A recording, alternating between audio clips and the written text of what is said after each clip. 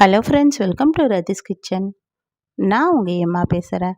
இன்றைக்கி நம்ம சேனலில் சிவப்பு அவல் புட்டு எப்படி செய்கிறது தான் பார்க்க போகிறோம்.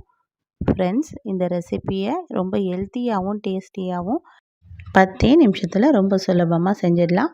இந்த ரெசிபி எப்படி செய்யலாம் நம்ம வீடியோக்குள்ளே போய் பார்க்குறதுக்கு முன்னாடி நம்ம சேனலை முதன்முறையாக பார்க்குறீங்கன்னா சப்ஸ்கிரைப் பண்ணிவிட்டு கூட பெல் ஐக்கனை கிளிக் பண்ணிவிட்டு பாருங்கள் ஃப்ரெண்ட்ஸ். இப்போ வாங்க வீடியோக்குள்ளே போகலாம்.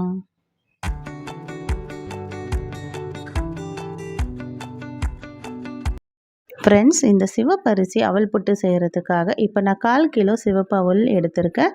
இந்த சிவப்பு அவலை ஒரு பாத்திரத்தில் நம்ம சேர்த்துட்டு இப்போ நம்ம ஸ்டவ் லோ ஃப்ளேமில் வச்சுட்டு இதை நம்ம ஒரு 2 நிமிஷத்துக்கு நம்ம வறுத்து கொடுக்கணும். ரொம்ப மொறுமொறுன்னு வறுக்கணும்னு அவசியம் கிடையாது, ரொம்ப கலர் மாறணும் அவசியம் கிடையாது.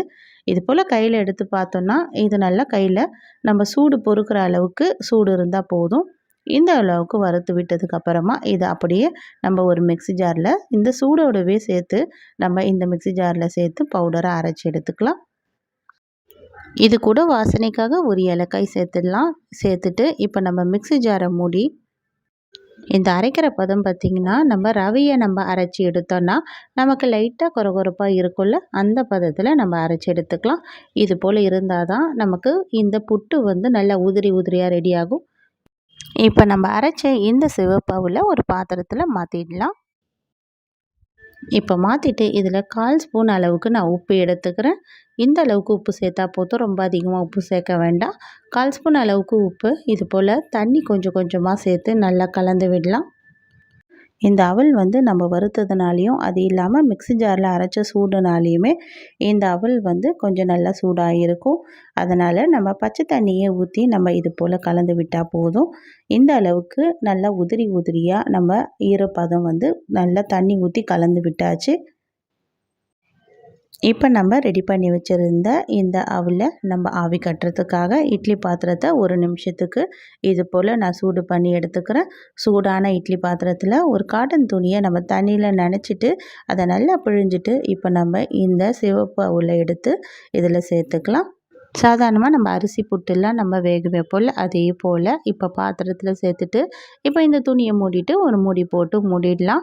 இது ஒரு 5 நிமிஷத்துக்கு ஸ்டவ் அப்படியே மீடியம் ஃப்ளேம்லேயே இருக்கட்டும். இது 5 நிமிஷம் ஆனதுக்கப்புறமா இப்போ ஒரு 5 நிமிஷத்தில் இந்த புட்டு நல்லா வெந்துடுச்சு. இப்போ நம்ம ஓப்பன் பண்ணி பார்க்கலாம். இதை நம்ம செக் பண்ணணுன்னே அவசியம் கிடையாது, ஏன்னா இது ஒரு 5 நிமிஷத்தில் தாராளமாக நல்லா வெந்துடும்.